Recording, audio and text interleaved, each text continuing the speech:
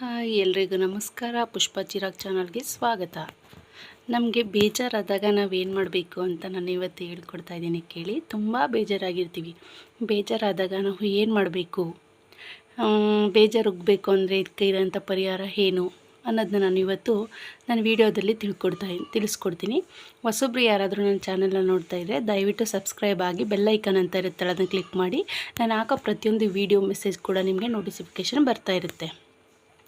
ನಾನು ಮೊದಲೇ ಹೇಳ್ದಾಗೆ ಮನೆಯಲ್ಲಿ ಜಗಳ ಆಗಿರ್ಬೋದು, ಮಕ್ಕಳ ಜೊತೆ ಗಲಾಟೆ ಆಗಿರ್ಬೋದು, ಅಕ್ಕ ತಮ್ಮಂದಿರ ಜೊತೆ ಗಲಾಟೆ ಮಾಡ್ಕೋಬೋದು, ಅಥವಾ ನಾವು ನಮ್ಮ ಗಂಡಂದಿರ ಜೊತೆ ಜಗಳ ಮಾಡ್ಕೋಬೋದು, ಅತ್ತೆ ಮಾವನ ಜೊತೆ ಜಗಳ ಮಾಡ್ಕೋಬೋದು, ಅಪ್ಪ ಅಮ್ಮನ ಜೊತೆ ಜಗಳ ಮಾಡ್ಕೋಬೋದು. ಈ ರೀತಿ ನಾವು ಯಾರ ಹತ್ರನಾದ್ರು ಫ್ರೆಂಡ್ಸ್ ಹತ್ರ, ಯಾರ ಹತ್ರನಾದ್ರು ತುಂಬ ಹತ್ರವಾಗಿರೋರ ಹತ್ರ ನಾವು ಜಗಳ ಮಾಡ್ಕೋಬೋದು. ಈ ಥರ ನಾವು ಜಗಳ ಮಾಡ್ಕೊಂಡಾಗ ನಮಗೆ ಮನಸ್ಸಿಗೆ ತುಂಬ ಬೇಜಾರಾಗುತ್ತೆ. ತುಂಬ ಅಳ್ತೀವಿ ಮತ್ತು ಮನಸ್ಸು ಬೇಜಾರಾಗುತ್ತೆ. ಒಬ್ಬೊಬ್ಬರು ಅಳಲ್ಲ, ಮನಸ್ಸಿಗೆ ಬೇಜಾರು ಮಾಡ್ಕೋತಾರೆ. ಇಂಥ ಬೇಜಾರನ್ನ ಹೋಗಿಸ್ಬೇಕು ಅಂತಂದರೆ ಏನು ಮಾಡಬೇಕು ಅಂತಂದರೆ, ನಮಗೆ ತುಂಬ ಇಷ್ಟವಾದ ಯಾವುದಾದ್ರೂ ಒಂದು ಫೋಟೋ ಇಟ್ಕೋಬೇಕು, ಅಥವಾ ಯಾವುದಾದ್ರೂ ಗೊಂಬೆ ಇಟ್ಕೋಬೇಕು, ಅಥವಾ ಯಾವ್ದಾದ್ರು ಪ್ಲೇಸ್ಗೆ ಹೋಗಬೇಕು. ಅಂದರೆ ನಾವು ಇಷ್ಟಪಡೋವಂಥ ಪ್ಲೇಸ್ ಆಗಿರ್ಬೋದು, ಒಂದು ವಸ್ತು ಆಗಿರ್ಬೋದು, ಒಬ್ಬರು ವ್ಯಕ್ತಿ ಫೋಟೋ ಆಗಿರ್ಬೋದು. ಈ ಥರ ಯಾವುದಾದ್ರೂ ಒಂದನ್ನು ಇಟ್ಕೊಂಡು ತುಂಬ ಜೋರಾಗಿ ಹತ್ಬಿಡ್ಬೇಕು. ನಮಗೆ ಎಷ್ಟು ಅಳೋಕ್ಕೆ ಸಾಧ್ಯನೋ ಅಷ್ಟು ಜೋರಾಗಿ ಹತ್ಬಿಟ್ರೆ ನಮ್ಮ ಮನಸ್ಸಲ್ಲಿರೋ ನೋವೆಲ್ಲ ಕರಗುತ್ತೆ. ಆಗ ನಮಗೆ ಸಮಾಧಾನ ಆಗುತ್ತೆ. ಜೊತೆಗೆ ಅಳೋದ್ರ ಜೊತೆಗೆ ಆ ಫೋಟೋಗಳು ನೋಡೋದ್ರ ಜೊತೆಗೆ ನಮಗೆ ನೆಮ್ಮದಿ ಕೊಡೋಂಥ ಸಾಂಗ್ಗಳನ್ನ ಕೇಳಬೇಕು. ಮನಸ್ಸಿಗೆ ತುಂಬ ನೆಮ್ಮದಿ ಸಿಗಬೇಕು.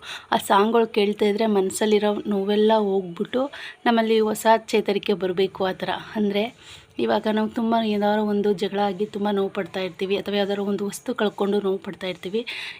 ಆವಾಗ ನಾವು ಯಾವ್ದಾರ ಒಬ್ಬರು ವ್ಯಕ್ತಿ ಅಂದ್ಕೊಳ್ಳಿ, ಎಕ್ಸಾಂಪಲ್ ಫಾರ್ ಒಬ್ಬರು ವ್ಯಕ್ತಿ ಕಳ್ಕೊಂಡು ನೋವು ಪಡ್ತಾ ಇರ್ತೀವಿ. ಆ ವ್ಯಕ್ತಿ ಫೋಟೋ ಇಟ್ಕೊಂಡು ನಾವು ನಮಗೆ ಏನಾದರೂ ಅವ್ರ ಬಗ್ಗೆ ಏನಾದರೂ ನೆನಪು ಮಾಡಿಕೊಂಡು ಏನಾದರೂ ಇದು ಮಾಡಿಕೊಂಡು ಜೋರಾಗಿ ಹತ್ಬಿಟ್ರೆ ಸ್ವಲ್ಪ ಸಮಾಧಾನ. ವ್ಯಕ್ತಿ ಕಳ್ಕೊಂಡು ಇರ್ತೀವಿ ಅಂತಂದರೆ ತೀರೋಗಿರ್ತಾರೆ ಅಂತ ತಿಳ್ಕೊಳಕ್ಕೆ ಹೋಗಬೇಡಿ. ಫ್ರೆಂಡ್ಸ್ ಜಗಳ ಆಡಿ ಬಿಟ್ಬಿಟ್ಟಿರ್ತೀವಿ. ಆವಾಗ ಅವ್ನ ಫೋಟೋ ಇಟ್ಕೊಂಡು, ಇಲ್ಲಾಂದರೆ ಅವ್ರ ಫೋಟೋ ಇಟ್ಕೊಂಡು ತುಂಬ ಹತ್ಬಿಟ್ಟು ಅವನ ಜೊತೆ ಕಳೆದಿರೋಂಥ ಇದೆಲ್ಲ ದಿನಗಳೆಲ್ಲ ನೆನೆಸ್ಕೊಂಡು ನಮ್ಗೆ ಇಷ್ಟವಾದ ಯಾವ್ದಾರ ಒಂದು ಸಾಂಗ್ ಕೇಳಿಕೊಂಡು ಇದು ಮಾಡ್ತಾಯಿದ್ರೆ ಮತ್ತೆ ಅವರನ್ನು ಮಾತಾಡಿಸ್ಬೇಕು ಅಂತ ನಮ್ಮಲ್ಲಿ ಭಾವನೆ ಬರುತ್ತೆ.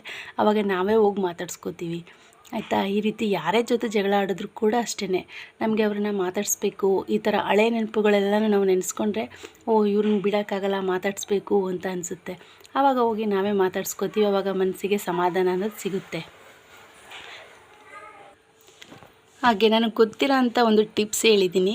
ಬೇಜಾರಾದಾಗ ಏನು ಮಾಡಬೇಕು ಅಂತ, ಒಬ್ಬರ ವ್ಯಕ್ತಿ ಯಾವುದೇ ವಸ್ತು ಆಗಿರ್ಬೋದು ಅದನ್ನು ಇಟ್ಕೊಂಡು ನಾವು ಅದ್ರ ಮುಂದೆ ಯಾವುದಾದ್ರೂ ಒಂದು ಚೆನ್ನಾಗಿರೋ ತುಂಬ ಮೆಲೋಡಿ ಸಾಂಗ್ ಇರ್ಬೋದು, ಯಾವುದಾದ್ರೂ ಫೀಲಿಂಗ್ಸ್ ಆಗಿರ್ಬೋದು, ಯಾವುದಾದ್ರೂ ಸಾಂಗ್ ಕೇಳಿ ನಾವು ನಮ್ಮ ನೋವನ್ನು ನಾವು ಮರಿಬೋದು ಅಂತ ಹೇಳ್ಕೊತೀನಿ. ಮತ್ತು ಬೇಜಾರನ್ನ ಕಳಿಬೋದು. ಆದಷ್ಟು ಸಾಂಗ್ ಕೇಳ್ತೀರಿ. ಸಾಂಗ್ಸ್ ಕೇಳ್ತಾ ಇದ್ದಷ್ಟು ನಿಮಗೆ ಬೇಜಾರು ಅನ್ನೋದು ಹೊರಟೋಗುತ್ತೆ. ಮನಸ್ಸಲ್ಲಿ ಏನೋ ಒಂಥರ ಉತ್ಸಾಹ ಬರುತ್ತೆ.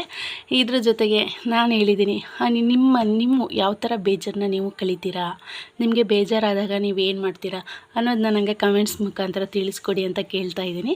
ಅಂದರೆ ನಾನು ಈ ಟಿಪ್ಸ್ ಯೂಸ್ ಮಾಡ್ತಾಯಿದ್ದೀನಿ. ನಿಮಗೆ ಯಾವುದಾದ್ರೂ ಟಿಪ್ಸ್ ಗೊತ್ತಿದ್ದರೆ, ನೀವು ಬೇಜಾರಾದಾಗ ಏನು ಮಾಡ್ತೀರಾ? ಅಳ್ತೀರಾ, ಇಲ್ಲ ಅಂತಂದರೆ ಎಲ್ಲಾದರೂ ಹೋಗ್ತೀರಾ, ಇಲ್ಲಾಂದರೆ ಫಿಲಮ್ಗೆ ಹೋಗ್ತೀರಾ, ಇಲ್ಲ ಅಂತಂದರೆ ಹಾಡುಗಳು ಕೇಳ್ತೀರಾ, ಇಲ್ಲಾಂದರೆ ಏನು ಮಾಡ್ತೀರಾ ಅನ್ನೋದನ್ನ ನೀವು ನನಗೆ ಇದ್ರ ಮುಖಾಂತರ ಕಮೆಂಟ್ಸ್ ಮುಖಾಂತರ ತಿಳಿಸ್ಕೊಡಿ. ನಾನು ಬೇಜಾರಾದಾಗ ಏನು ಮಾಡ್ತೀನಿ ಅಂತ. ನಾನು ಕೂಡ ಕೆಲವೊಮ್ಮೆ ನೀವು ಹೇಳೋಂಥ ಟಿಪ್ಸ್ನ ನಾನು ಕೂಡ ಫಾಲೋ ಮಾಡ್ತೀನಿ. ಖಂಡಿತ ತಿಳಿಸ್ಕೊಡಿ ಅಂತ ಕೇಳ್ಕೊತಾ ಇದ್ದೀನಿ ಈ ವಿಡಿಯೋದಲ್ಲಿ.